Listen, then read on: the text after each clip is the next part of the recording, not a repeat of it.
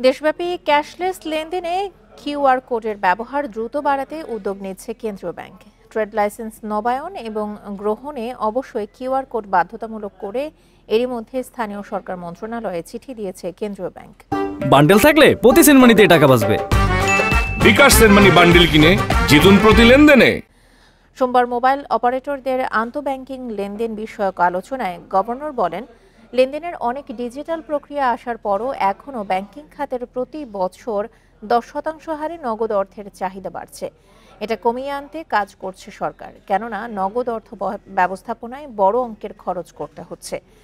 Bangladesh bank digital লেনদেন এমন পর্যায়ে নিয়ে যেতে চায় যেখানে রিকশাওয়ালা ক্ষুদ্র দোকানদারও বাদ যাবে না বলে মন্তব্য করেন তিনি। বলেন, এতে করে কমে আসবে দুর্নীতিও। গভর্নর আরও বলেন, ডিজিটাল প্ল্যাটফর্মে সমন্বিত লেনদেন প্রক্রিয়া চালু হলে অর্থ অপচয়, ভোগান্তি ও দুর্নীতি কমে আসবে।